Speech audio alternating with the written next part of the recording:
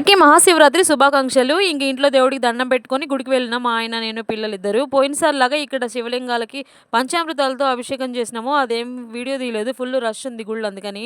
పూజ అంతా చాలా బాగా జరిగింది. దేవుడి దర్శనం అయినాక చిన్న క్లిప్ తీసిన అదే ఇది. పల్లెటూర్ల వైపు శివాలయాల్లో ప్రసాదంగా గుగ్గులు పెడతారు. నా చిన్నప్పుడైతే శివరాత్రి రోజు మా అమ్మ అలసంద గుగ్గులు వండి జొన్నలతో పేలపిండి చేసేది. పేలపిండి అంటే తెలుసా మీకు? జొన్నలు బాగా ఏంచి తిరగల్లో ఈసిరి మళ్ళీ బెల్లము ఆ పిండి రెండు కలిపి రోట్లో వేసి దంచి చేస్తారు. గుగ్గులు పిండి రెండు కలిపి తింటే మామూలుగా ఉండదు టేస్ట్.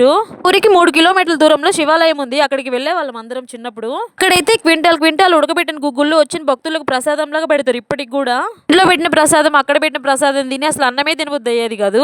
ఈ శివరాత్రి రోజు ఊర్లలో ట్రాక్టర్లు ఏమన్నా చిన్న చిన్న బండ్లు పెట్టుకొని యాత్రలు కూడా వెళ్తారు. ఆ ఊర్లో అయితే భైరవకొన్న, బ్రహ్మంగారి మఠం, సిద్ధేశ్వరం ఇలా దగ్గరగా ఉన్న పుణ్యక్షేత్రాలకు వెళ్లి ఆ శివయ్యని దర్శించుకుంటారు. ఆ ఊర్లలో అయితే ఇప్పటికీ ఇలానే చేస్తారు. మీకు మీ చిన్నప్పుడు ఇలాంటి మెమోరీస్ ఉన్నాయా? ఉంటే కామెంట్ చేయండి. వీడియో నచ్చితే సబ్స్క్రైబ్ చేసుకొని సపోర్ట్ చేయండి.